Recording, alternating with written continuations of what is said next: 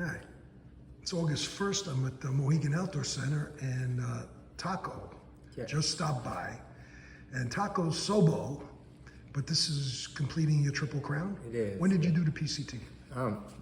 In 2023. Okay. And the CDT? Last year, 2024. 24. Out of those two, which one did you enjoy the most? I probably enjoyed the CDT a little bit more, just because I got to pick my own path and stuff. So I added on the Tetons and a few different things like that. Okay. So you got to go through my hometown on the CDT, which is Silver City, New Mexico. Oh, that's where you're from? So okay, yeah, from New Mexico. And lived in Colorado for a little bit too. So I got to see a lot of the places that I'd been in and around, but never through on the trail. So that's it was great. really cool to see, and then see it through other people's eyes too. My hometown especially. It was kind of somewhere I wanted to get away from, growing up, and then seeing everybody enjoy it on the trail kind of gave me a new love through their eyes of my own hometown. So that was really cool. Oh, that's a great story. Yeah. How long were you away from that area? Oh man, it's been like I left when I was 18, so a week after I graduated high school. Oh, wow. So it's been a while. You got out of there. It's been a while, so yeah. Yeah, and you still have family there? I still do, yeah. My mom and dad are there. My mom actually did about 200 miles on her own hiking, and then when I was there, she did portions of the Gila River with me, so that was really cool to have her out. It was pretty awesome. So tell me about your trip on the AT. What you told me you started when? So I started on April 20th, and I was going northbound, and walked in and out of trail days, and then got into the bubble and ended up getting noro, and so it was kind of rainy at that time too, so the shelters and everything was really filling up. So I decided to rent a car in Roanoke and drive up to Katahdin. I stayed with a buddy in Maine, in Portland, Maine for a night, and then made my way to Katahdin and started down from Katahdin on June 9th.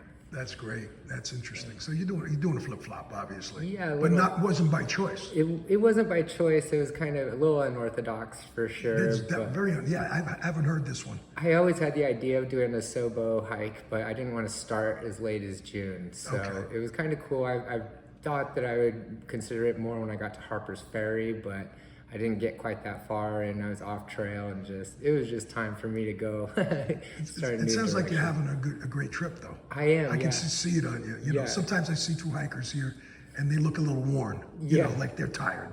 Not that they're not having a good time, but you look like you're fine. Yeah, it's a challenging trail for sure. Being where most people begin their through hiking, you kind of think of it as like the green slope on a mountain or something like that, but it's definitely super challenging. And so I see a lot of people struggling with dread, and it's more of the idea of what they're about to do is getting them down versus what they actually have to do. Oh, that's interesting. Yeah, there's a lot of tough trails. Okay, you've been on all three. What is the toughest one? This one's probably day in and day out is probably the toughest. Okay. I do like, altitude definitely plays a role into things, but I think growing up out west, I kind of didn't have to learn as much to prepare for those trails as some other people might have. So coming from the East Coast. Yeah, so I think all of the trails are kind of equal though. Like you all have there's the same kind of pain and anguish on all trails, but it's just different. You have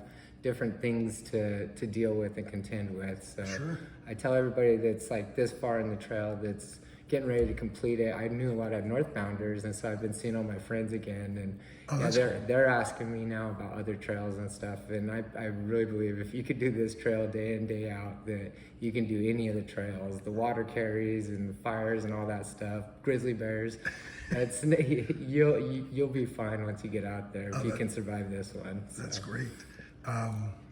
One tip for a new thru hiker, since you've been on all three now, what would be one tip? Oh man.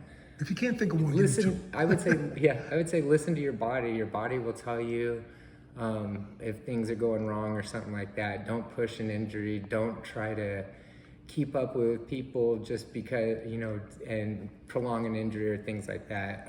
Really think about the long term of your hike and don't rush things. If you start to get a blister and you start to get a hot spot and you can feel that, tape it up right away, change your socks. You could take 5 minutes to deal with your blister on trail, lose 5 minutes of trail time, or you're gonna be dealing with it for 5 days. So I say just listen to your body. I've gone against that, and every time I've gone against it, I've You paid paid for it. it. So that's a great tip. Yeah, I like so, that. yeah. How'd you get the trail name? So when I was on the Pacific Crest Trail, a bunch of us got our food stolen by squirrels at Deep Creek Hot Springs, and we walked, I can't remember how many miles it was, but it was a pretty good little jaunt. We tried to get into this town, Joshua Tree Inn. They had a deli there, and it was like a bar and grill, but they didn't have like hot food or anything. We made it too late to get there, to get to the sandwiches, and at like midnight, a taco truck pulled up across the street, and I went over and I talked to him, and I told him like our situation, bought some tacos from him,